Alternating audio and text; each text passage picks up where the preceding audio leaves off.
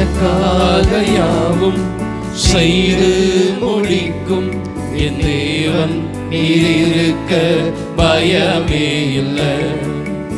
எல்லாவற்றையும் எல்லாவற்றாலும் நிரப்பும் நீர் இருக்க பயமே இல்லை. எனக்காக யாவும் செய்து முடிக்கும் என் தேவன் நீர் இருக்க பயமே இல்லை. எல்லாவற்றையும் எல்லாவற்றாலும் நிரப்பும் நீர் இருக்க பயமே இல்லை. உங்க கைகள் குறுகவில்லை, உம்மால் கூடாதது எதுவும் இல்லை. உங்க கைகள் குறுகவில்லை, உம்மால் கூடாதது எதுவும் இல்லை. உம்மால் கூடாதது எதுவும் இல்லை. உம்மால் கூடாதது எதுவும் இல்லை. சகலத்தையும் நீர் உருவாக்கினீ, வார்த்தையாலே நீ உருவாக்கினீ. சகலத்தையும் நீர் உருவாக்கினீ, வார்த்தையாலே நீ உருவாக்கினீ. என் வாழ்விலும் நீ வாக்கினால் சொன்னதை கரத்தினால் செய்து நிறைவேற்றுவே. என் வாழ்விலும் நீ வாக்கினால் சொன்னதை கரத்தினால் செய்து நிறைவேற்றுவே. உங்க கைகள் குறுகவில்லை, உம்மால் கூடாதது எதுவும் இல்லை. உங்க கைகள் குறுகவில்லை, உம்மால் கூடாதது எதுவும் இல்லை. உம்மால் கூடாதது எதுவும் இல்லை. உம்மால் கூடாதது எதுவும் இல்லை. அனுமதித்ததெல்லாம் நன்மைக்காக, நடத்திடும் பாதைகளும் நன்மைக்காக. அனுமதித்ததெல்லாம் நன்மைக்காக, நடத்திடும் பாதைகளும் நன்மைக்காக. அதினதின் காலத்தில் நேர்த்தியாய் செம்மையாய் எனக்காக யாவும் செய்து முடிப்பீர். அதினதின் காலத்தில் நேர்த்தியாய் செம்மையாய் எனக்காக யாவும் செய்து முடிப்பீர். உங்க கைகள் குறுகவில்லை, உம்மால் கூடாதது எதுவும் இல்லை. உங்க கைகள் குறுகவில்லை, உம்மால் கூடாதது எதுவும் இல்லை. உம்மால் கூடாதது எதுவும் இல்லை. உம்மால் கூடாதது எதுவும் இல்லை. எனக்காக யாவும் செய்து முடிக்கும் என் தேவன் நீர் இருக்க பயமே இல்லை. எல்லாவற்றையும் எல்லாவற்றாலும் நிரப்பும் நீர் இருக்க பயமே இல்லை. எனக்காக யாவும் செய்து முடிக்கும் என் தேவன் நீர் இருக்க பயமே இல்லை. எல்லாவற்றையும் எல்லாவற்றாலும் நிரப்பும் நீர் இருக்க பயமே இல்லை. உங்க கைகள் குறுகவில்லை, உம்மால் கூடாதது எதுவும் இல்லை. உங்க கைகள் குறுகவில்லை, உம்மால் கூடாதது எதுவும் இல்லை. உம்மால் உம்மால் கூடாததெதுவுமில்லை, உம்மால் கூடாததெதுவுமில்லை, உம்மால் கூடாததெதுவுமில்லை, உம்மால் கூடாததெதுவுமில்லை.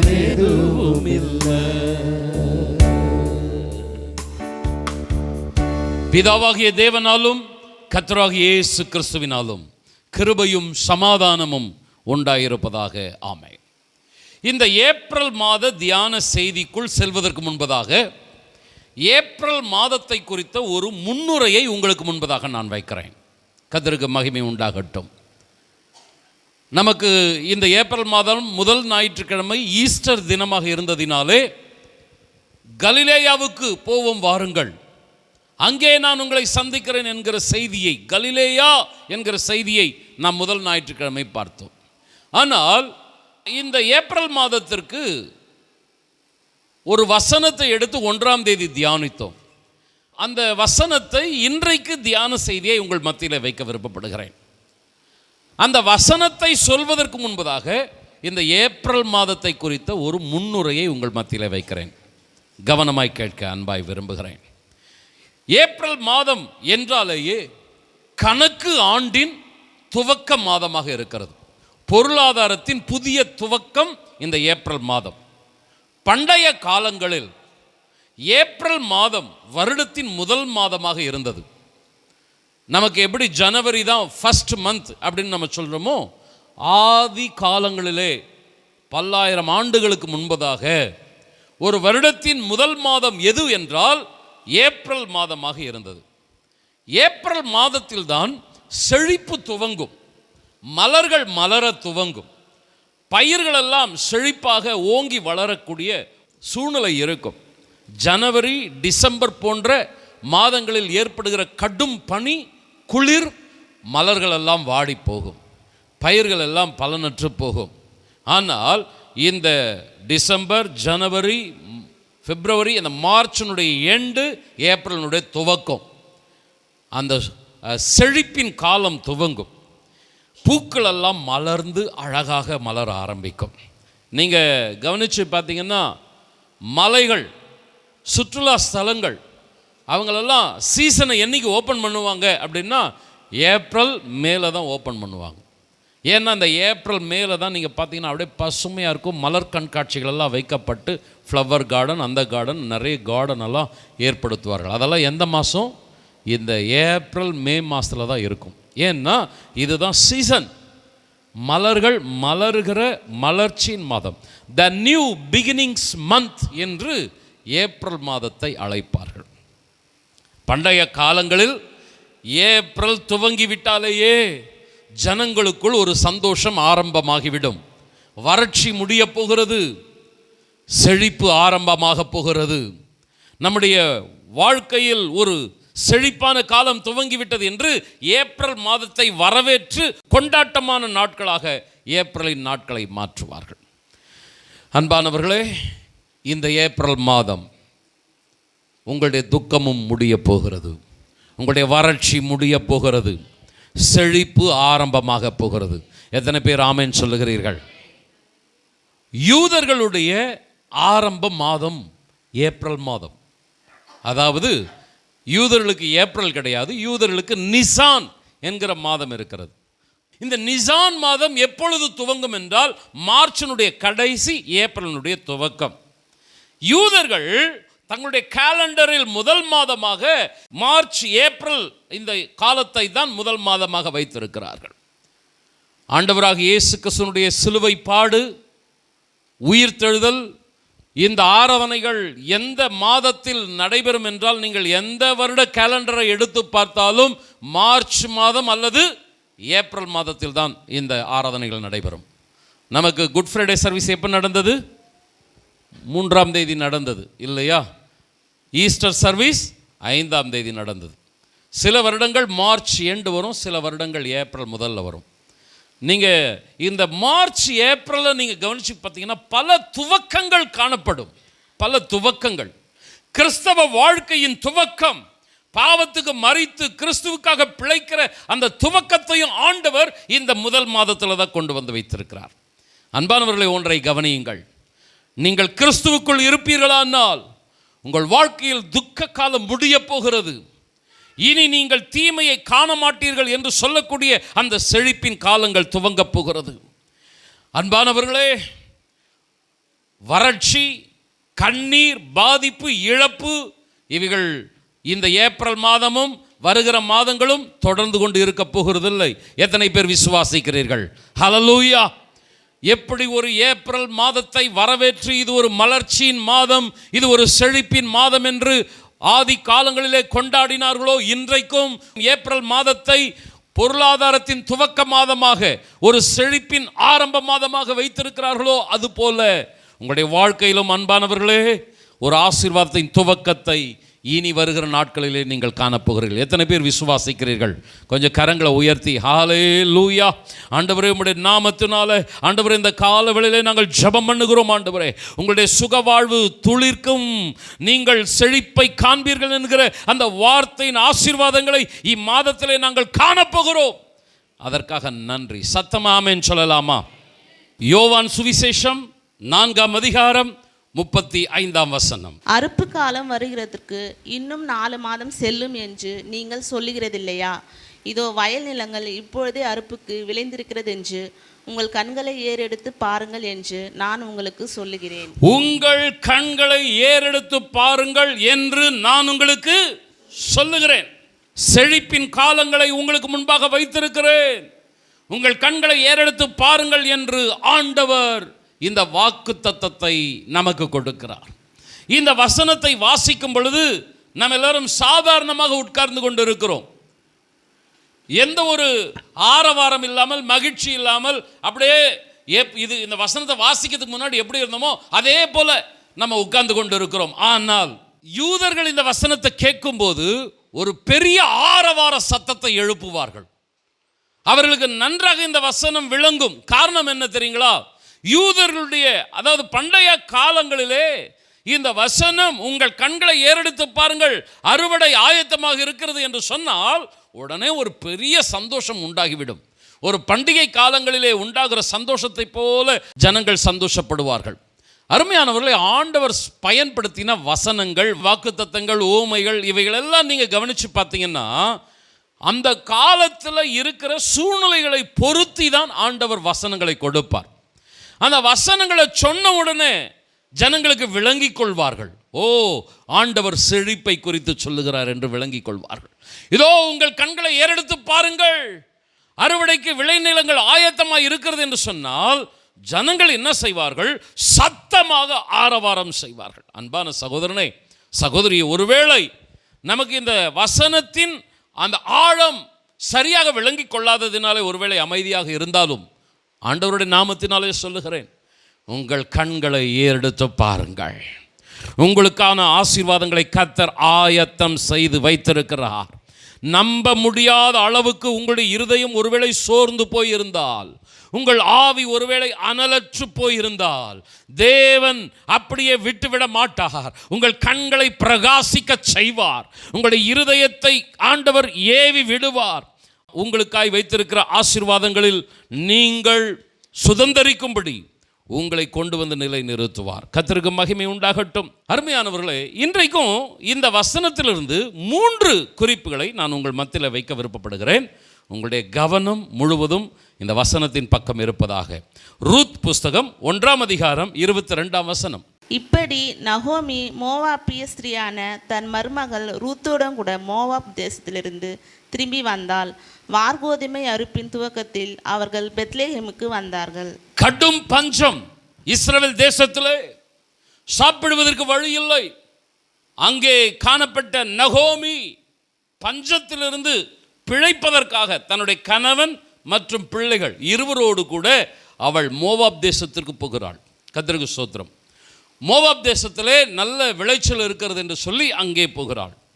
ஆனால் மோவாப் தேசத்திலே அவள் எதிர்பாராத சம்பவங்கள் நடந்தது. கணவன் மரித்து போனான். ஆசையாக வளர்த்த 2 பிள்ளைகள் அடுத்தடுத்து மரணத்தை சந்தித்தார்கள்.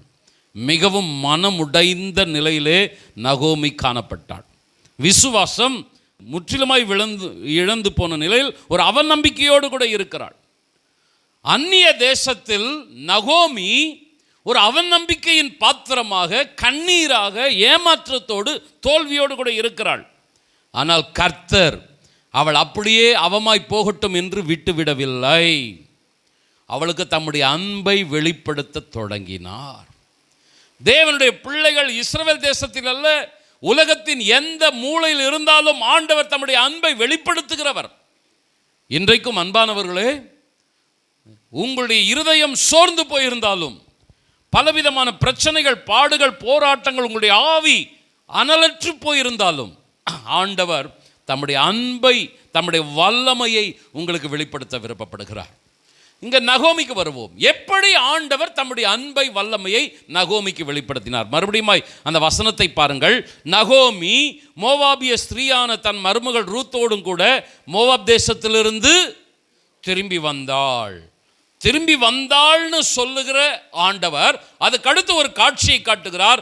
வார்கோதுமை அறுப்பின் துவக்கத்தில் அவர்கள் பெத்லெகேமுக்கு வந்தார்கள். கவனிக்க கேட்கிறேன் அன்பானவர்களே, நகோமி வீட்டை விட்டு போகும் பொழுது, பெத்லெகேமை விட்டு போகும் பொழுது உற்சாகமாய் போனாள்.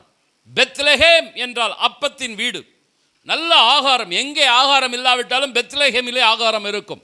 ஆனால் அந்த பெத்லெகேமிலே கூட ஆகாரம் இல்லாமற் போய்விட்டது. மோவாபுக்கு போகும் பொழுது உற்சாகமாய் போனாள். ஆனால் மோவாபிலே மிகவும் வேதனையான, பரிதாபமான பாத்திரமாய் மாறி வெறுமையாக, தனித்தவளாக திரும்பி வந்து கொண்டிருக்கிறாள். மோவாப் தேசத்திலிருந்து இஸ்ரவேல் தேசத்துக்குள் வரும் பொழுது அவளுடைய இருதயம் மிகவும் உடைந்த நிலையில் இருக்கிறது. நம்பிக்கை தடுமாறி கிடக்கிறது.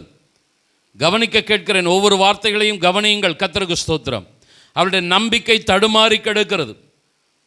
ஆனால் நகோமி இஸ்ரவேல் தேசத்திற்குள் காலடி எடுத்து வைக்கிறாள்.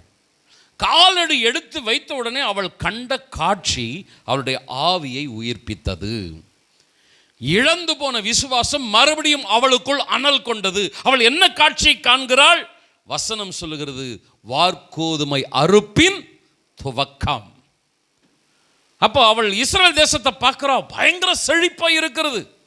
திரும்புகிற பக்கமெல்லாம் செழிப்பு. இந்த தேசத்திலிருந்து அவள் போகும் பொழுது தேசம் எப்படி இருந்தது? வறண்டு கிடந்திருந்தது.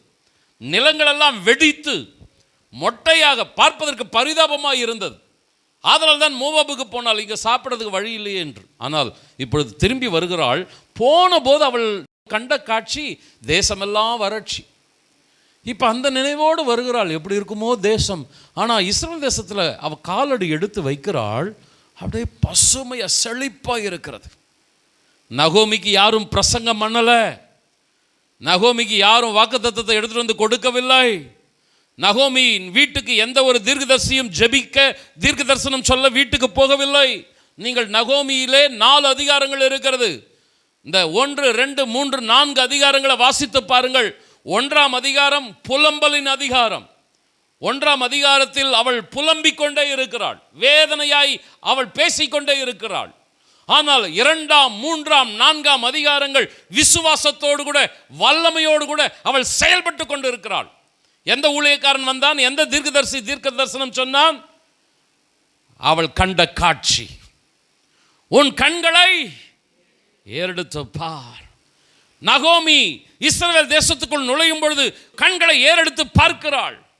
செழிப்பான தேசம், அறுவடைக்கு ஆயத்தமாய் இருக்கிற அத்தனை செழிப்பு. உடனே அவளுடைய ஆவி அனல் கொள்ளுகிறது. அவளுடைய உள்ளான மனுஷன் வல்லமையாய் பலப்படுகிறது. ஆண்டவர் தம்முடைய அன்பை, வல்லமையை நகோமிக்கு எப்படி தெரியுமா வெளிப்படுத்தினார்? நல்ல விளைச்சலை விளையச் செய்து உன் கண்களை ஏறெடுத்து பார், உனக்காக ஒரு அறுவடை நான் ஆயத்தம் செய்து வைத்திருக்கிறேன். எத்தனை பேர் ஆமேன் சொல்கிறீங்க? கொஞ்சம் சத்தமாக ஆமேன் சொல்லுங்களேன்.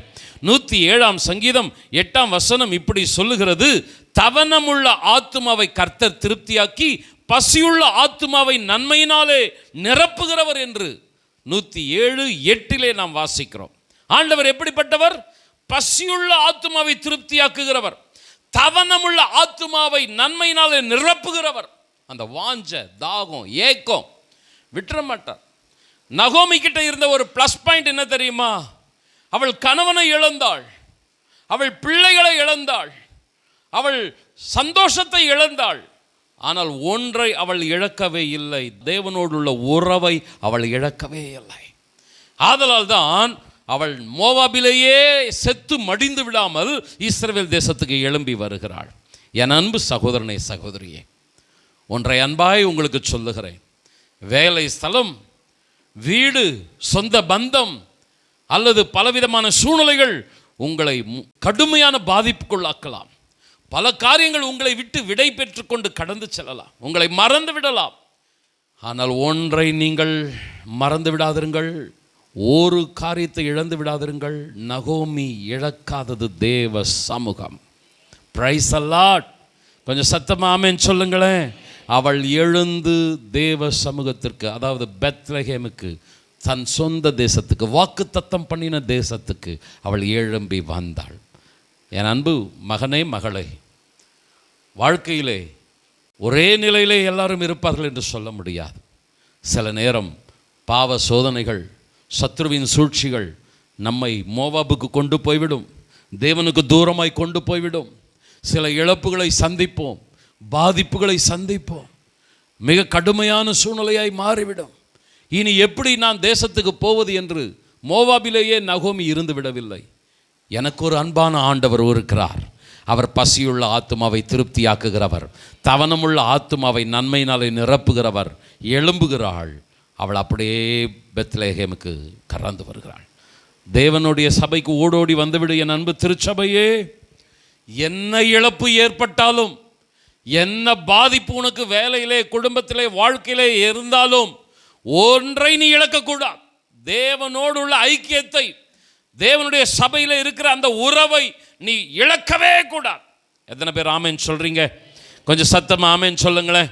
இளைய குமாரனை குறித்து நம்ம பார்க்குறோம். அவன் எல்லாவற்றையும் இழந்தான், சொத்துக்களை இழந்தான், எல்லாத்தையும் இழந்து, சந்தோஷத்தை இழந்து, சாப்பாட்டை இழந்து, பண்ணி சாப்பிட்ற தவிடு கூட அவனுக்கு இல்லாமல் போயிடுச்சு. ஆனால் இத்தனை இழப்புகளுக்கு மத்தியிலும் அவனுடைய நினைவுகளிலே நான் தகப்பன் வீட்டுக்கு போவேன். ஆமென் சொல்லுங்களேன். என் தகப்பனுடைய வீடு பூர்த்தியான சாப்பாடு இருக்கிறது, வேலைக்காரர்களுக்கே அத்தனை ஆசீர்வாதத்தை கொடுக்கிறது. என் தகப்பன் என்னை மறந்து விடுவாரா? ஆமென் சொல்கிறீங்களா? ஒருவேளை பாவம், பின்மாற்றம் உங்களை சபையை விட்டு தூரமாக கொண்டு போயிட்டுருக்கலாம். சரியாக சபைக்கு வராத நிலை இருக்கலாம், ஜெபிக்காத நிலை இருக்கலாம், பின்வாங்கி போயிருக்கலாம். அப்படியே எக்கேடனா கெட்டு போன்னு ஆண்டவர் விடவே மாட்டார். அல்லேலூயா. எப்படியாவது தம்முடைய அன்பை, வல்லமையை உனக்கு வெளிப்படுத்தி, நான் என் ஜனங்களை ஆசீர்வதிக்கிறவர், என் ஜனங்களை வெட்கப்பட்டு போக நான் விடவே மாட்டேன் என்று ஆண்டவர் ஆசீர்வதிக்கிறதை பார்க்கிறோம். எத்தனை பேர் ஆமேன் சொல்றீங்க? கொஞ்சம் சத்தமாக ஆமேன் சொல்லுங்களேன். சகோதரனே, சகோதரியே, ஆணித்தரமாய் சொல்லுகிறேன், ஏப்ரல் மாதம் ஒரு ஆசீர்வாதத்தின் துவக்கத்தின் மாதம், மலருகிற மாதம், வறட்சி நீங்குகிற மாதம். உங்களுடைய கண்ணீர், உங்களுடைய பிரச்சனைகள் தொடர்ந்து கொண்டே இருக்காது. எதிர்பார்ப்போடு கூட இருங்கள். உங்கள் கண்களை ஏறெடுத்து பாருங்கள். கடந்த கால தோல்விகளை உங்களை பின்னுக்கு இழுத்து விடாதபடி ஆண்டவரை நோக்கி பாருங்கள். கர்த்தர் எனக்காக யாவையும் செய்து முடிப்பார். தேவ சமூகத்துக்கு வாருங்கள். ஒருவேளை பின்மாற்றம், பாவ சோதனை, அதே இடத்துல செட்டில் ஆகிடாதீங்க. மறுபடியும் சர்ச்சுக்கு எப்படி போகிறது, போனால் யார் என்ன சொல்லுவாங்க, அப்படியே இருந்துடாதீங்க. உங்களை இரு கரம் நீட்டி அன்போடு அணைக்கிற தேவன் இந்த சபையிலே உலாவி கொண்டிருக்கிறார். எழுந்து வந்து விடுங்கள் அருமையானவர்களே. உங்களுக்காய் ஆயத்தப்படுத்தி இருக்கிற ஆசீர்வாதத்தை சுதந்திரிங்கள். நகோமி தன் கண்களை ஏறெடுத்து பார்த்தாள். தனக்காய் தேவன் ஆயத்தம் செய்து வைத்திருக்கிற ஆசீர்வாதத்தை அவள் சுதந்திரித்தாள். அடுத்த அதிகாரங்களை பாருங்க. சிகரத்தில் போய் உட்காருகிறாள் நகோமி. பரிதாபத்தின் பாத்திரமாய் 1ஆம் அதிகாரத்திலே உள்ளே வந்தாள். 1ஆம் அதிகாரத்தின் கடைசி வசனம், தன் கண்களை ஏறெடுத்து பார்த்தாள். 2ஆம் 3ஆம் அதிகாரத்திலே திட்டமிட்டு சிகரம், உயர்ந்த அந்தஸ்திலே போய் அமர்ந்தாள். இன்றைக்கும் ஆண்டவருடைய நாமத்தினாலே சொல்லுகிறேன், நீங்கள் பரிதாபத்தின் பாத்திரங்களாய் இருக்க போகிறதில்லை. நீங்கள் வாளாகவோ கீழாகவோ இருக்க போகிறதில்லை. கர்த்தர் உங்களை உயர்த்த போகிறார். நான் உண்டு பண்ணின சகல ஜனங்களை பார்க்கிலும் கீர்த்தியிலும் புகழ்ச்சியிலும் மகிமையிலும் உன்னை சிறந்திருக்க பண்ணுவேன். சத்தமாமேன் சொல்ல கேட்கிறேன். ஆதியாகமம் 22 அதிகாரம் 13 வசனம். ஆபிரகாம் தன் கண்களை ஏறெடுத்து பார்க்கும்போது இதோ பின்னாக புதரிலே தன் கொம்புகளை சிக்கிக் கொண்டிருந்த ஒரு ஆட்டுக்கடாவை கண்டான். அப்பொழுது ஆபிரகாம் போய் கடாவை பிடித்து அதை தன் குமாரனுக்கு பதிலாக தகன பலியிட்டான். ஆபிரகாம் தன் கண்களை ஏறெடுத்து பார்த்தான். மலையுச்சியில் ஒரு புதரில் கொம்புகள் சிக்கிக் கொண்டிருக்கிற ஒரு ஆட்டுக்கடாவை பார்க்கிறான். அந்த ஆட்டுக்கடாவை பிடித்து கொண்டு வந்து கர்த்தருக்கு தகன பலியாக செலுத்துகிறான். கவனியுங்கள், நம்மில் அநேகருக்கு ஆபிரகாமினுடைய சப்ஜெக்ட் தெரியும், சிலருக்கு தெரியாமல் இருக்கலாம். ஆதலால் ஒரு சின்ன ஒரு முன்னுரையை கொடுத்துட்டு ஆபிரகாமுக்குள்ள வருகிறேன். ஆண்டவர் ஆபிரகாமை பார்த்து சொல்லுகிறார், உன்னுடைய நேசகுமாரன் ஈசாக்கை எனக்காக தகன பலியிடு. 25 வருடம் காத்திருந்து தவம் இருந்து பெற்றெடுத்த பிள்ளை ஈசாக்கு. ஆபிரகாம் சாராளுக்கு ஒரே பையன்தான், ஈசாக்கு மட்டும்தான். 100 வயதில் முதிர் வயதில் இந்த பிள்ளையை ஆபிரகாம் பெற்றெடுக்கிறான். எவ்வளோ செல்லமாக வளர்த்துருப்பான் பாருங்க. நேசகுமாரன் ஆபிரகாம் ஈசாக்கை குறித்து ஆண்டவர் கொடுக்குற வார்த்தை. ஒருவேளை வீட்டில் 2, 3, 4 பிள்ளைகள் இருந்தால் ஒரு பிள்ளையை பலி கொடுக்கறது ஈஸியாக இருக்கும். என்னுடைய வீட்டில் 5 பிள்ளைகள், 5 ஆண் பிள்ளைகள். நான் ஊழியத்துக்கு ஒப்பு கொடுத்த உடனே என்னுடைய அம்மா ஒரு நாள் இங்கே வந்து செண்பகத்தில் இருக்கும்போது சொன்னாங்க, நான் இந்த 5 பிள்ளைகள் வீட்டில் வச்சுருக்காம ஏதாவது ஒரு பிள்ளைய இராணுவத்துக்கு கொடுக்கலான்னு பார்த்தேன், மிலிட்ரிக்கு அனுப்பிடலான்னு பார்த்தேன், தேசத்துக்கு சேவை பண்ணுறதுக்கு அனுப்பலான்னு பார்த்தேன். நீ தேசத்துக்கு இல்லை தேவனுக்கே சேவை பண்ண போயிட்ட, இராணுவத்துக்கு போயிட்டான்னு நான் நினச்சிக்கிட்டு விட்டுறேன் அப்படின்னு அம்மா சொன்னாங்க. வீட்டில் 2, 3, 4 பிள்ளைகள் இருக்கிறாங்களா, ஒரு பிள்ளைய இழப்பது சுலபமாக இருக்கும். ஒரு பிள்ளை போச்சுப்பா, இன்னொரு பிள்ளை நமக்கு இருக்கிறான்பா சொல்லலாம்.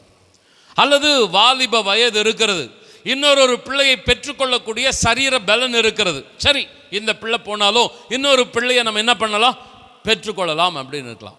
சரீரமும் செத்து போயிடுச்சு, இருக்கிறதும் ஒரே ஒரு பிள்ளை, ஒன்று கண்ணே கண்ணு ஆசையாக வளர்த்த மகன்.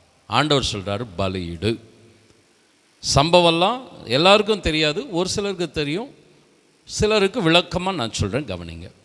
எந்த கேள்வியும் ஆபிரகாம் கேட்கவில்லை, முறுமுறுக்கவில்லை. மகனை கூப்பிட்டு கொண்டு வா மகனே, நாம் அந்த மலைக்கு போகலாம்.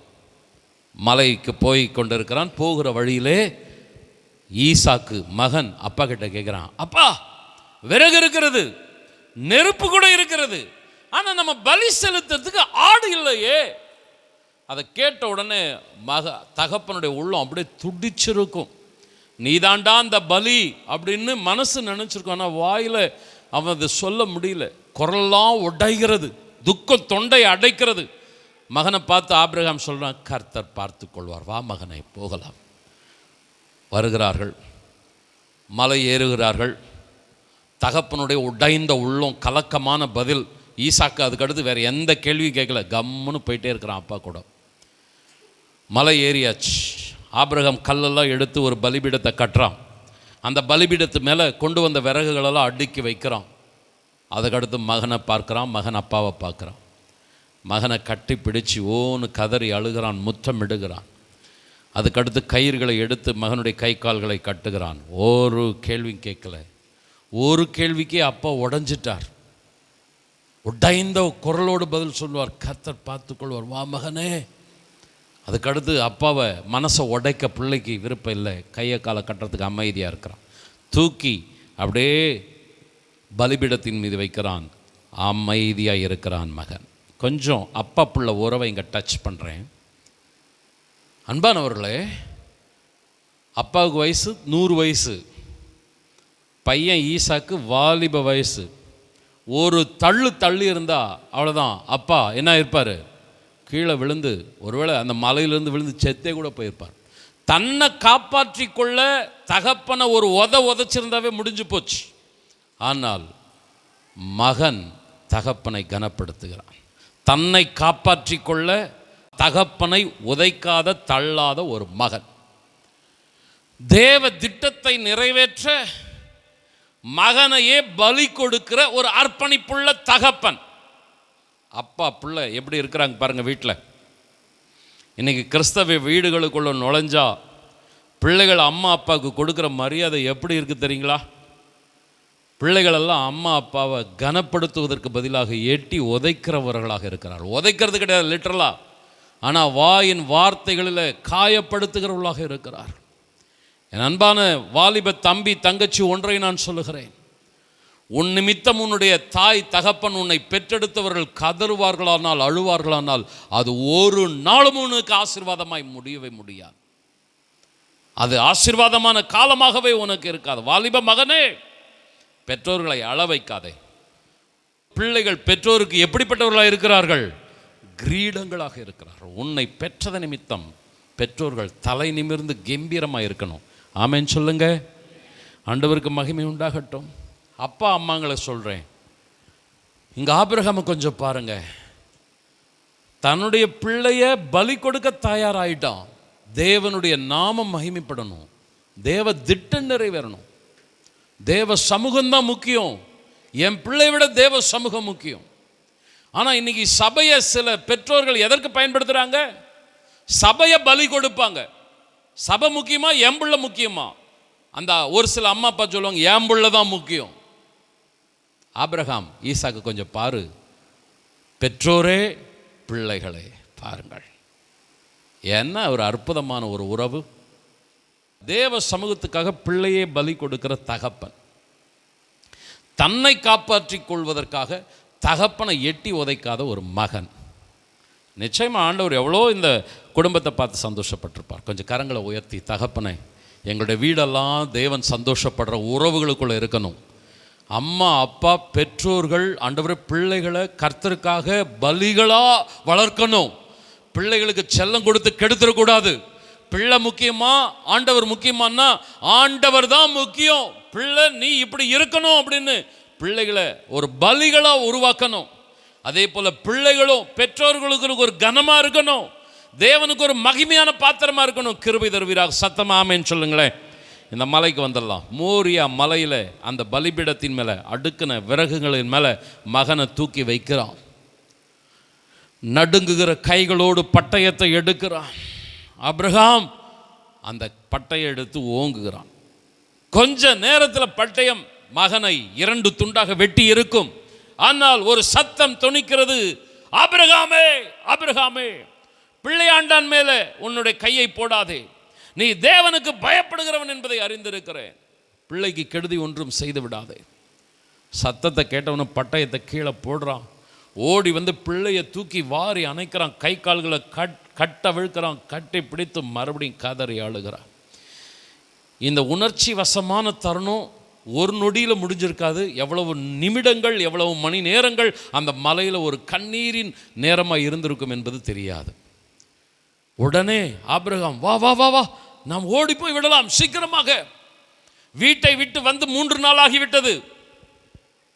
மலை ஏறுவதற்கு 3 நாள், மலை இறங்குவதுக்கு 3 நாள், வீட்டை விட்டு வந்து ஏறத்தாழ 1 வாரம் கழிச்சு போகிறோம். அம்மா பதப்போடு கவலையோடு காத்திருப்பா. நேரா வீட்டுக்கு போகலாம், ஓடி வா அப்படின்னு விட்டா போதுன்னு ஓடுனானா ஆபிரகாம். இங்கே தான் நான் என்னுடைய சப்ஜெக்டை கொண்டு வருகிறேன். இன்னைக்கு நம்ம சபையில் என் ஆத்துமாவேன்னு போட ஆரம்பித்தாவே நம்ம என்ன பண்ணிடுறோம்? அப்பா, வீட்டை விட்டு வந்து 1 வாரம் ஆகுது இல்லையா? அப்படியா? ஆபிரகாம் வீட்டை விட்டுட்டு வந்து 1 வாரம் ஆகுது. அவனே மலையை விட்டு என்ன பண்ணல, வேகமா இது வரைக்கும் பார்க்காத சொந்த பந்தத்தை பார்க்கறதுக்கு ஓடுற மாதிரி ஓடுறோம் வீட்டுக்கு. அதே முகம்தான், ரைட்டா? அதே பிரச்சனை தான், அதே 4 சுவர் தான். துண்டை காணும், துணியை காணும், கண்ணை மூடி கண்ணை தரக்கிறதுக்குள்ள பாதி சபை காணாமல் போயிடுது. Praise the Lord. ஆபிரகாம் இப்படி உணர்ச்சி வசமான தருணத்தில் வாப்பா சீக்கிரம் போகலாம் வீட்டுக்குன்னு சொல்லலை.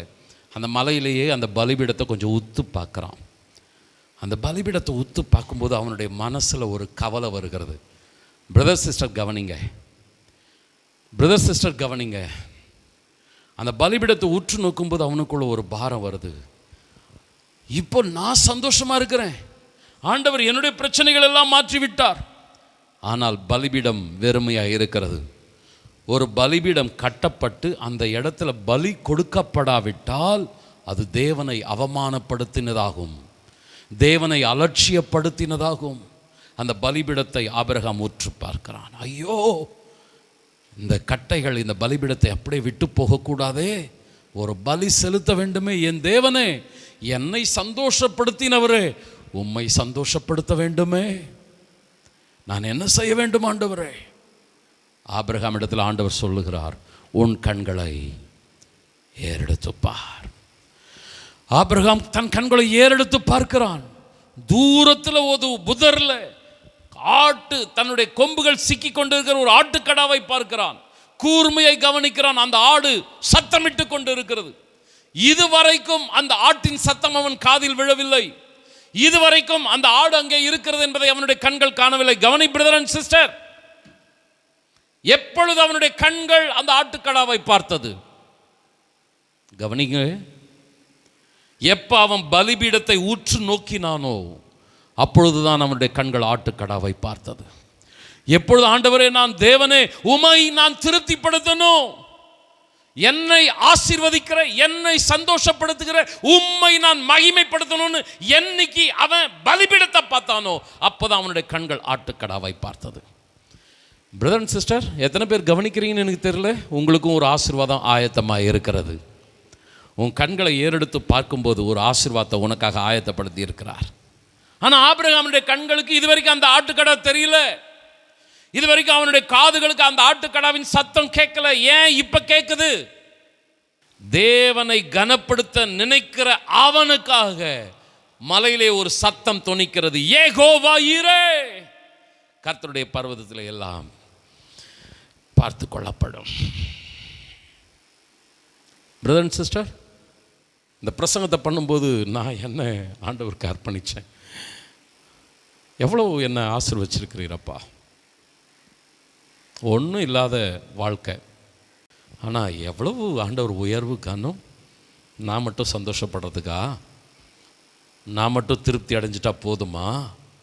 கொஞ்சம் சபையை உத்து பார்க்குறேன். ஐயோ, சபைக்காக நான் செய்ய வேண்டிய கடமை இருக்கிறது.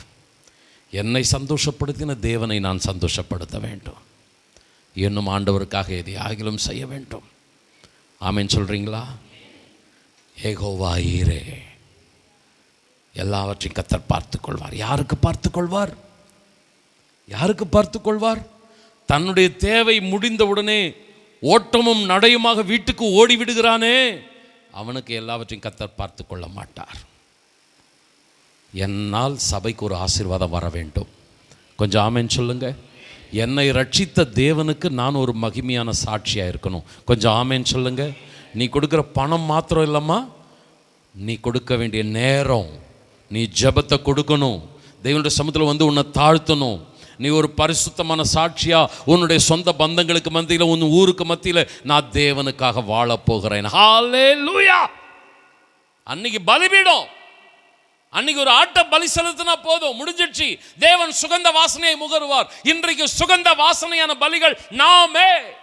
ரோமர் 12 சொல்லுகிறது, 12:1 சொல்லுகிறது, உங்களுடைய சரீரத்தை ஜீவ பலிகளாய் செலுத்துவதே புத்தியுள்ள ஆராதனை.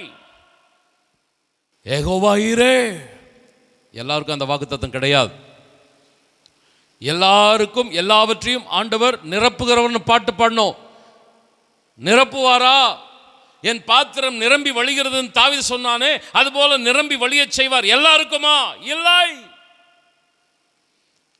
தாவீது சொல்றான், என்ன ஆண்டவர் ஆசீர்வதிச்சார், நான் கேதுரு மர வீட்டில் இருக்கிறேன், ஆலயமோ. கொஞ்சம் சபையை நினைக்கிறவங்களை கர்த்தர் நினைப்பார். சபைக்காக தேவனுக்காக நிற்பவர்களுக்கு கர்த்தர் எல்லாவற்றையும் செய்து முடிப்பார். சத்தமா ஆமென் சொல்லுங்களேன். ஒரு அன்பான அழைப்பு கொடுக்கிறேன். உங்கள் கண்களை ஏறெடுத்து பாருங்கள்.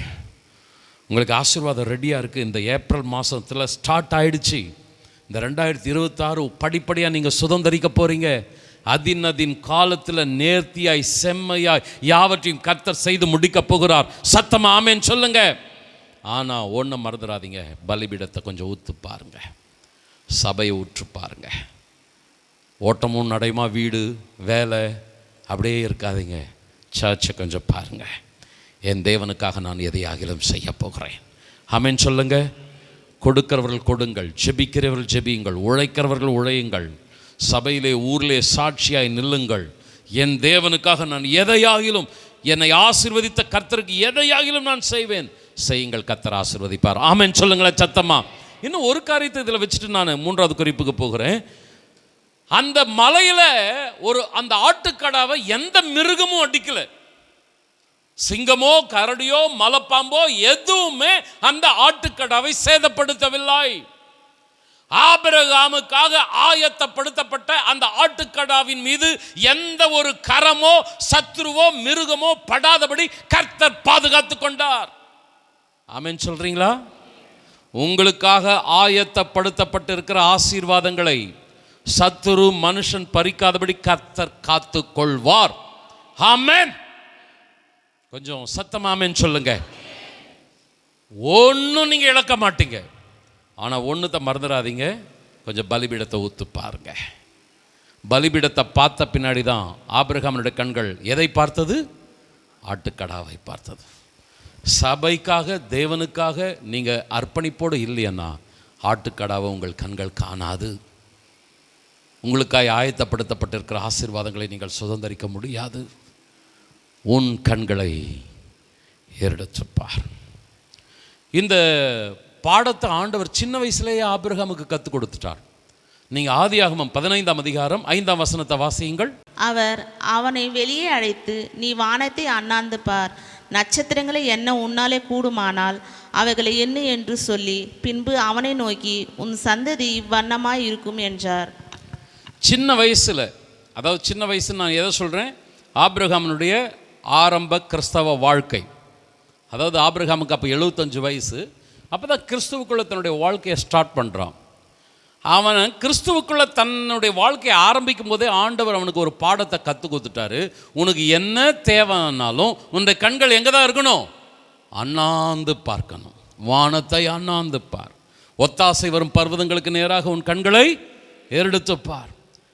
ஆரம்பத்திலேயே அவனுக்கு ஆண்டவர் பாடத்தை கற்றுக் கொடுத்துட்டார். உன் கண்ணு வலது பார்க்கக்கூடாது, இடது பார்க்கக்கூடாது. உன்னுடைய தேவைக்கு மனுஷனை பார்க்காத, உன்னை பார்க்காத. உன் கண் எப்பொழுதுமே என்னையே நோக்கி இருக்கணும்னு கிறிஸ்தவ வாழ்க்கையில் ஆரம்ப பாடத்தை கற்றுக் கொடுத்துட்டார். இப்போ 100 வயசு என்பது முதிர் வயசு. அப்பையும் அந்த பாடத்தில் கரெக்டாக ஆபிரகாம் இருக்கிறான். ஒரு பிரச்சனை, அவனுடைய கண்கள் வலது தேடலை இடது தேடலை, கர்த்தரை நோக்கி பார்த்தது. கர்த்தர் பார்த்து கொள்வார்.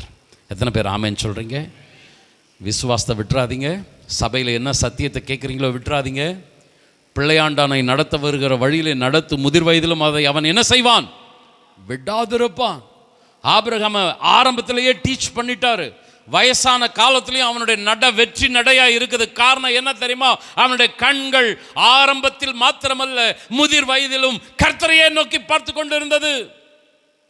சபைக்கு வருகிற என் அன்பு தேவ பிள்ளையே, உன்னுடைய கண்கள் கர்த்தரையே நோக்கி இருக்கட்டும். ஆமென் சொல்லுங்க. சபையை விளையாட்டு இடமா மாத்தாதீங்க. ஆரம்பத்தில் ஆபிரகாமுக்கு ஆண்டவர் கற்றுக் கொடுக்கும்போது சரியா கற்றுக்கொண்டான். வயசான காலத்தில் அவன் அதை அப்படியே பிராக்டிஸ் பண்ணான். இந்த வயதில் நீ ஆராதனைக்கு வந்து அவருக்குள் பலன் கொள்ளுகிற கற்றுக்கொள்ளுகிற பாடங்கள் உன்னுடைய முதிர் வயதில் உன்னை கம்பீரமாய் நிலை நிறுத்தும். ஹல்லேலூயா. ஆண்டவர் உன்னை கம்பீரமாய் நிற்க செய்வார். ஆமென். விட்டுடாதீங்க ஆண்டவருடைய சமூகத்தை. இள வயது, எந்த வயது, நடுத்தர வயது, கர்த்தரை தேடிட்டே இருங்க. முதிர் வயது ஒன்று வரும், கம்பீரமாக நீங்கள் நிற்பீங்க. ஆபிரகாம் கம்பீரமாக நின்றான். கர்த்தர் நம்மையும் நிற்க வைப்பார். சத்தமாக ஆமென் சொல்லலாமா? முக்கியமாக அந்த 3வது குறிப்பை உங்கள் மத்தியில் வைக்க விருப்பப்படுகிறேன். 2 கொரிந்தியர் 4ஆம் அதிகாரம் 4ஆம் வசனம். தேவனுடைய சாயலாய் இருக்கிற கிறிஸ்துவின் மகிமையான சுவிசேஷத்தின் ஒளி அவிசுவாசிகளாகிய அவர்களுக்கு பிரகாசமாக இராதபடிக்கு இப்பிரபஞ்சத்தின் தேவனானவன் அவர்களுடைய மனதை குருடாக்கினான். நகோமி தன் கண்களை ஏறெடுத்து பார்த்ததால் ஆவியில் உயிர்ப்பிக்கப்பட்டாள். இழந்து போன ஆசீர்வாதங்களை எல்லாம் மீண்டும் சுதந்திரித்தாள் என்று பார்த்தோம்.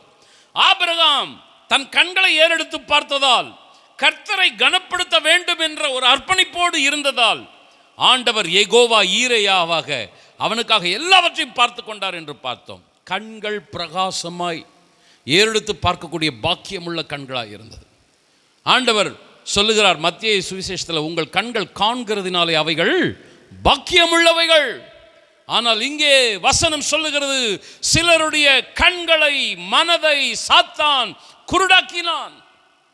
அவருடைய கண்கள் குருடாக்கப்பட்டு இருக்கிறது, பார்வை இழந்தவர்களாக இருக்கிறார்கள். அன்பானவர்களே, நம்முடைய சரீர கண் இருக்கிறது, இந்த சரீர கண்ணிலேயே பலவீனங்கள் வரும். கிட்ட பார்வை, தூர பார்வை, கண்புரை, இப்படி நிறைய பிரச்சனைகள் நம்ம சந்திக்கிறோம். ஆப்ரேஷன் பண்ணிக்கிறோம். கிட்ட பார்வை, தூர பார்வை, கண்ணாடி போட்டுக்கிறோம். கண்புறம் வந்துடுச்சா, அந்த லென்ஸ் மேலே ஒரு லேயர் படிவாயிடுச்சு, பிம்பம் சரியாக தெரியல, டல்லாக இருக்குது. ஒரு சின்ன ஆப்ரேஷன், மைனர் ஆப்ரேஷன் பண்ணிட்டா போதும், ஓகே, கண்ணு சரியாயிடும். கண்ணில் பிரச்சனைகள் இருக்கிறது. இந்த மங்கலான அல்லது பார்வை இழக்கிற இந்த பாதிப்புகள் எப்படி இந்த கண்களில் இருக்குதோ அது போல் ஆவிக்குரிய கண்கள்லையும் இருக்கிறது. கவனிங்க பிரதர், சிஸ்டர், நான் முடிக்க விருப்பப்படுறேன். உன்னுடைய பார்வை சரியா இல்லைன்னா உன்னுடைய வாழ்க்கை இருண்டதாக மாறிடும். எப்படி கண்ணு தெரியலனா வாழ்க்கை இருளோ, உன்னுடைய ஆவிக்குரிய கண்கள் நகோமியை போல, ஒரு ஆபிரகாமை போல பிரகாசமாக பார்க்கக்கூடிய கண்ணாக உன்னுடைய கண் இல்லைன்னா வாழ்க்கையில் நீ வேதனை, இருள், சமாதானம் இல்லாத சூழ்நிலை இதையே சந்தித்து கொண்டு இருப்பாய். நான் 2 விதமான கேரக்டர் எடுத்தேன். ஒன்று நகோமி, 2வது ஆபிரகாம். ஆபிரகாமுடைய ஸ்டாண்டர்ட் எப்படி இருந்தது? அப்படியே ஸ்ட்ராங் ஃபெய்த், வலது இடது திரும்பவே இல்லை. அவன் ரட்சிக்கப்பட்டதுலேருந்து சாகர வரைக்கும் கர்த்தருக்குள்ளவே உத்தமமாக வாழ்ந்த வாழ்க்கை. நகோமி எப்படி வாழ்ந்தால்? ஆரம்பத்தில் கர்த்தருக்குள்ள, அதுக்கடுத்து மோவாபில் பின்மாற்றம், பாவம். ஆனால் அவன் மறுபடியும் எழுந்து கர்த்தர்கிட்ட வந்துட்டான். 2 கேட்டகரி நம்மளும் இருக்கிறோம். சிலர்லாம் இருக்கிறாங்க, ரட்சிக்கப்பட்டதுலேருந்து சபை கூடி வருதில் விட்டு விடாமல் ஆண்டவருக்காக வைராக்கியமா எல்லாவற்றிலையும் உண்மையாக இருக்கிற ஒரு சிலர் இருக்கிறாங்க. ஒரு சிலர் இருக்கிறாங்க, இடறி போய் பின்வாங்கி போய் சபை கூடி வருதில் விட்டுட்டு தூரமாக போயிட்டு, இப்படிப்பட்ட கேட்டகரி இருக்கிறாங்க. 2 பேருக்குமே கர்த்தர் இரக்கமுள்ளவர், அன்புள்ளவர். ஹல்லேலூயா!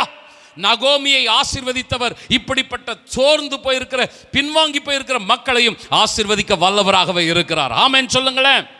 ஆபிரகாமாக இருக்கட்டும், ஆபிரகாமை போல நல்ல ஸ்ட்ராங்காக இருக்கிறவர்களை கர்த்தர் ஆசீர்வதிக்க விருப்பப்படுகிறார். ஆனால் கண்ணே தெரியல, பார்வையே இல்லை. இந்த நிலை ரொம்ப ரொம்ப பரிதாபம். தேவனது சமூகம், தேவனது வார்த்தை, இதுதான் நமக்கு பிரகாசம். கட்டளையே விளக்கு, வேதமே வெளிச்சம், போத சிக்ஷைய ஜீவ வழி. நம்மளை நடத்துவது எதுன்னா வேத வசனம். ஆண்டவர் எந்த மனுஷனையும் பிரகாசிப்பிக்க பண்ணுகிற மெய்யான ஒளியாக இருக்கிறார். சபைக்கு வரணும், வேதத்தை வாசிக்கணும், ஆண்டவரை தொழுது கொள்ளணும், நம்முடைய வாழ்க்கை பிரகாசமாக இருக்கும், நம்முடைய கண்கள் பிரகாசமாக இருக்கும். ஆனால் நிறைய பேர் இந்த கண்ணு சரியில்லை, கிட்ட பார்வை, தூர பார்வை, ஆண்டவரை சரியாக பார்க்கறது கிடையாது. எல்லாம் டபுளாக தெரியுது. சபையை குறை சொல்லுவாங்க, ஆண்டவரை குறை சொல்லுவாங்க. சிலருக்கு புற விழுந்துச்சு, அந்த லேயர் விழுந்துச்சு, ஒன்றுமே தெரியல, சபையே எட்டி கூட பார்க்கறது கிடையாது. இது ரொம்ப ரொம்ப கஷ்டம். அருமையானவர்களே, இப்படிப்பட்ட சூழ்நிலை பிரபஞ்சத்தின் தேவன் அந்த கண்களை என்ன பண்ணி வச்சிருக்கிறான்? குருடாக்கி வச்சிருக்கிறான். கண்களை ஏறெடுத்து பார், உனக்காக வைத்திருக்கிற ஆசீர்வாதங்களை சுதந்தரி. அந்த பக்கமே அந்த கண்ணு ஏறெடுத்து பார்க்கறது கிடையாது. டல்லாக இருக்குது, டபுளாக இருக்குது, மங்களாக இருக்குது, பார்வையே இல்லாமல் இருக்கிறது. அன்பானவர்களே, ஒருவேளை நகோமியினுடைய கண்ணு ஆரம்பத்தில் இப்படி தான் இருந்துச்சு. சாத்தான் அந்த கண்ணை குருடாக்கி தான் வச்சுருந்தான். ஆனால் அவள் என்ன பண்ணிக்கிட்டா? கண்ணாடி போட்டுக்கிட்டா. இல்லைன்னா ஆப்ரேஷன் போயிட்டு என்ன பண்ணிட்டா? அந்த லேசர் சிகிச்சை பண்ணிக்கிட்டு வந்துட்டா. இப்போ கண்ணு சரியாயிடுச்சு. ஏன்னா அவள் ரியலைஸ் பண்ணான், இளையகுமாரன் தப்பு பண்ணது உண்மைதான். ஆனால் அவன் தன்னுடைய கண்ணுகளுக்கு அந்த ஆயில் போட்டுக்கிட்டான். ஐயோ, என் தகப்பன் வீட்டை நினைக்கிறேன். அந்த கண்ணை ரெடி பண்ணிட்டான். பிரதர் அண்ட் சிஸ்டர், நம்ம எல்லாருமே கொஞ்சம் கொஞ்சம் அப்படியே இப்படி போகிறவங்க தான். ஆனால் நான் அன்பாக சொல்கிறேன், மறுபடியும் எழுந்து நிமிர்ந்து நின்றுடுங்க. ஆமென். நீதிமான் 7 தடவை விழுந்தாலும் எழுந்து நிற்பான். நின்றுடுங்க, தூரம் போயிடாதீங்க. ஒரேடியாக தூரம் போயிட்டா அடுத்த ஒரு வசனத்தை உங்களுக்கு முன்பதாக வைக்கிறேன். 2 பேதுரு 1:9. இவைகள் இல்லாதவன் எவனோ அவன் முன் செய்த பாவங்களறத்தான் சுத்திகரிக்கப்பட்டதை மறந்து கண் சொருகி போன குருடனாய் இருக்கிறான். இவன் எப்படிப்பட்டவனாய் மாடி விழுகிறான்? கண் சொருகி போன குருடன். கொஞ்சம் கவனிங்க பிரதர் சிஸ்டர், முதல்ல இருக்கிறவனும் குருடானவன் தான். ஆனால் கண்ணு இருக்குது. கண்ணு இருக்க வேண்டிய அந்த முட்டைக்குள்ள கண்ணு இருக்குது. இந்த கண்ணுக்குள்ள ஒரு கண்ணாடி போட்ட ஒரு, இப்போ பாருங்க, நான் இந்த கண்ணாடி எடுத்துட்டேன்னா எனக்கு ஒன்றுமே தெரியாது. கொஞ்சம் படிக்கிறது கஷ்டப்படுவேன். கண்ணாடி போட்டோன்னா கரெக்டாக பார்ப்பேன். கண்ணாடி தேவை. ஒருவேளை இன்னும் ரொம்ப வயசாயிடுச்சா ஆப்ரேஷன் பண்ணிக்கிட்டா அந்த கண்ணில் இருக்கிற தடை நீங்கிச்சுன்னா அந்த பார்வை சரியாக இருக்கும். கண் இருக்குது, கொஞ்சம் ட்ரீட்மெண்ட் கொடுத்தா கண் பார்வை என்ன ஆகிடும்? சரியாயிடும். கேட்குறீங்களா? ஆமென். ஆனால் 2 பேதுரு 1:9 கண்ணே இல்லை. கண் இருக்கிற இடத்துல ஒரு குழி தான் இருக்குது. கண்ணு சொருகி போன குருட, கண்ணு உள்ளே போயிடுச்சு, கண்ணே இல்லை. அந்த இடம் ஃபுல்லாக அப்படியே ஒரு குழி தான் இருக்கிறது. கண்ணாடி போட்டாலும் பிரயோஜனம் இல்லை, லேசர் ஆப்ரேஷன் பண்ணாலும் பிரயோஜனம் இல்லை. இது உச்சக்கட்ட ஸ்டேஜ். கேன்சர் வியாதின்னு சொல்லுவாங்க. First stage, second stage, third stage வந்துட்டால் உடனே என்ன ஆகிடும்? ட்ரீட்மெண்ட் கொடுத்து சரி பண்ணிவிடுவாங்க. 4th ஸ்டேஜ் கூட கொஞ்சம் பரவாயில்ல, எதையாவது ஒன்று பண்ணி பிழைக்க வச்சிடலாம். முத்திச்சு, ரொம்ப ரொம்ப முத்திச்சு. 5th 6th ஃபைனல் ஸ்டேஜ் கஷ்டம். அதே போல் தேவனுக்கு கீழ்ப்படியாத காரியங்கள்லேயும் ஒரு ஸ்டேஜ் இருக்கிறது. ஒரு குறிப்பிட்ட காலம் ட்ரீட்மெண்ட் கொடுக்க முடியும், தூக்கி எடுக்க முடியும். ஆமென் சொல்லுங்க. ஆண்டவர் மறுபடியும் உயிர்ப்பிக்க முடியும். உங்களை இழந்த நிலைமையில் அந்தஸ்தில் கொண்டு வந்து வைக்க முடியும். ஆமென் சொல்லுங்க. ஆனால் தொடர்ந்து துணிகரம், தேவனையே விட்டு விலகுகிற அந்த பொல்லாத துன்மார்க்க வாழ்க்கை கண்ணு சொருகி போயிடும். ட்ரீட்மெண்ட்டே எடுக்க முடியாது. பேதுரு, யூதாஸ் காரியத் 2 பேருமே தவறு செய்தார்கள். 2 பேருமே ஆண்டவருக்கு விரோதமாய் பாவம் செய்தார்கள். ஆனா பேதுரு தேவன் தொடுகிற அளவில் பக்கத்தில் இருந்துட்டான். தூரம் போகல. 2 பேருமே கொஞ்சம் டிஸ்டன்ஸ் பண்ணிட்டாங்க. ஆனா பேதுரு இருக்கிற தூரம் கொஞ்சம் கிட்ட. அந்த சிலுவையிலிருந்து ஆண்டவர் பேதுருவை பார்க்கிறார். பேதுருவை ஆண்டவர் பார்த்தார். பேதுரு ஆண்டவரை பார்த்தான். முடிஞ்சு போச்சு. கண்கள் சந்தித்தன. தொடர இடத்துல பேதுரு இருந்தான், மனம் திரும்பிட்டான். யூதாஸ் காரியத் டோட்டலாக போயிட்டான். கண் சொருகி போன குருடன் டோட்டலாக தூரமாக போயிட்டான். உயிர்ப்பிக்கப்படவே முடியல. தற்கொலை பண்ணின்னு அநியாயமாக மாண்டு போயிட்டான்.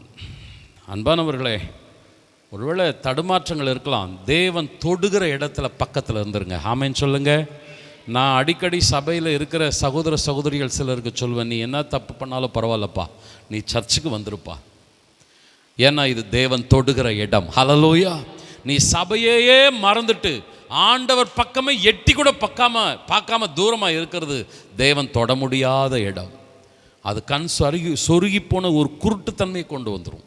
ஒருவேளை உன்னுடைய கண் ஒருவேளை கிட்ட பார்வை, தூர பார்வை, இந்த கண்புறம் மாதிரி ஏதாவது பாதிப்பு இருந்தால் கூட சபைக்கு வந்துட்டேன்னா அதெல்லாம் கர்த்தர் சரி பண்ணிடுவார். ஆமென் சொல்லுங்களேன். ஆனால் அன்பாக கேட்குறேன், அன்பான சகோதரனை சகோதரியை, நம்முடைய குடும்பம், நம்முடைய பிள்ளைகளை எப்படியாவது தேவனுக்குள்ளே கொண்டு வந்து நிறுத்தி விடுங்கள். அந்த தூரமாய் போகிற நிலை இருந்துவிடவே கூடாது. கொஞ்சம் எல்லாருமே முழங்காற்படையலாம். ஒரு காட்சியை நான் உங்ககிட்ட வச்சு நான் முடிக்கிறேன். ஆண்டவர் ஒரு சம்பவத்தை சொல்கிறார். ஒரு ஐஸ்வர்யவான், ஒரு தரித்திரன். அந்த தரித்திரன் அந்த ஐஸ்வர்யவான் வீட்டில் உட்காந்து பிச்சை எடுத்து கொண்டு இருந்தான். அந்த ஐஸ்வர்யவான் ஆண்டவரை எட்டி கூட பார்க்கல. உலகத்தில் சம்பிரமமாக வாழ்ந்தான், சந்தோஷமாக வாழ்ந்தான். ஆனால் தேவன் அவன் சந்தோஷப்படுத்தவே இல்லை. தன்னை சந்தோஷப்படுத்தின தேவனை சந்தோஷப்படுத்தணுன்ற எந்த கமிட்மெண்ட் இல்லை. பாவ வாழ்க்கை, சந்தோஷமாக வாழ்ந்துட்டு இருந்தான். அவன் உலகத்தில் வாழ்ந்த நாட்களில் கர்த்தரை ஏறெடுத்து பார்க்கவே இல்லை, பலிபீடத்தை ஊத்து பார்க்கவே இல்லை, தன் கண்களை ஏறெடுத்து தேவனை அவன் கவனிக்கவே இல்லை. அவனுடைய கண்ணு சதா காலம் தன்னையும் சூழ்நிலையும், உறவுகள், சொந்த பந்தங்கள், பாவ சூழ்நிலைகள் இதையே பார்த்துட்டு இருந்துச்சு. ஒரு நாள் வந்தது, அந்த கண்கள் ஏறெடுத்து பார்க்கக்கூடிய சூழ்நிலை வந்தது. பாதாளத்திலே அவன் வேதனைப்படுகிற போது தன் கண்களை ஏறெடுத்து தூரத்திலே ஆபிரகாமையும் அவன் மடியிலே லாசரவையும் கண்டான். நரகத்திற்கு தள்ளப்பட்ட நிலை. அந்த நிலையில் அவன் தன் கண்களை ஏறெடுத்து பார்க்கிறான். பிரயோஜனம் இல்லை. ஆலயத்தில் தேவனை நோக்கி பார்க்காத கண்கள், தேவனுக்காக நான் வாழ வேண்டும், எதையாகிலும் செய்ய வேண்டும், என் வாழ்க்கையிலே ஆசீர்வதித்து தேவனை சந்தோஷப்படுத்த வேண்டும் என்று ஒரு அர்ப்பணிப்பில்லாத வாழ்க்கை. அருமையானவர்களே, அது நமக்கு ஒரு பாதிப்பாய், இழப்பாய் மாறிவிடும். ஆபிரகாமை போல கர்த்தருக்காக ஆசீர்வாதமாக இருங்கள். நகோமி போல தடுமாறி இருந்தாலும் எழுந்து தேவனிடத்தில் வந்து விடுங்கள். பேதுரு தொடக்கூடிய அளவுக்கு பக்கத்தில் இருந்தான். யூதாஸ் காரியத் வெகு தூரமாய் போய்விட்டான். 2 கரங்களை உயர்த்தி, ஆண்டவரே அப்பா, ஒருவரும் கெட்டு போவது உம்முடைய சித்தம் இல்லை ஆண்டவரே.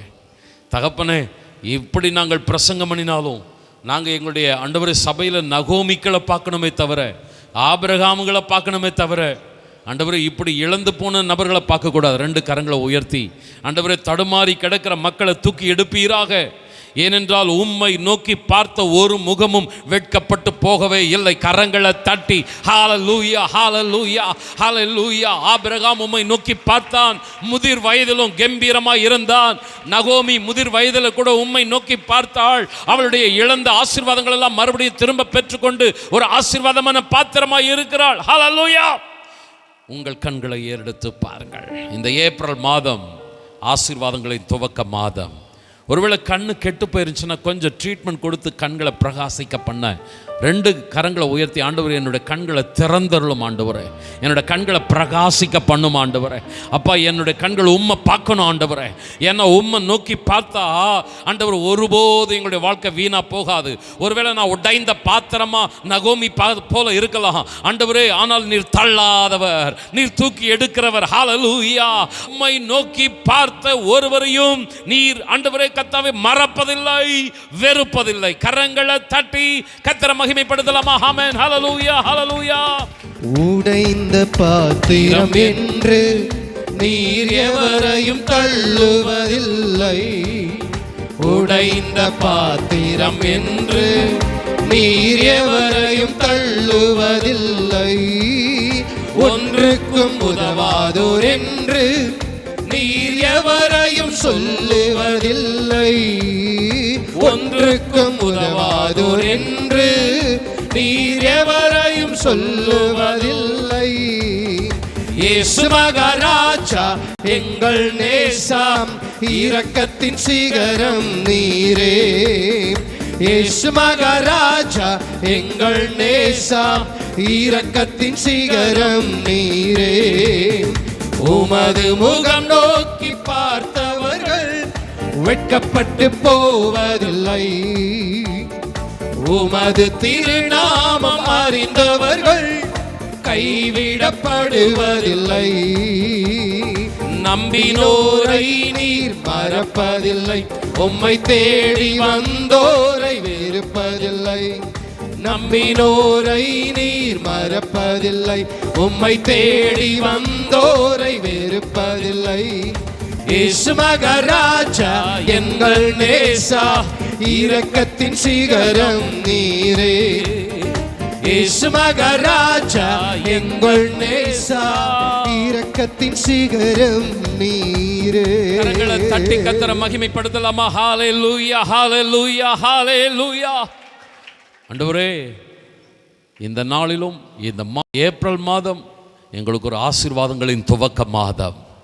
இதுவரைக்கும் இருந்த வறட்சி, கண்ணீர், பாதிப்பு, இழப்பு இவைகள் எல்லாவற்றையும் கர்த்தர் விலக்கி ஆசீர்வாதங்களை, செழிப்பான காலங்களை, எங்களுக்காய் நீர் ஆயத்தப்படுத்தி வைத்திருக்கிற நன்மைகளை நாங்கள் சுதந்தரிக்கும்படி ஆண்டவரே உங்கள் கண்களை ஏறெடுத்து பாருங்கள்.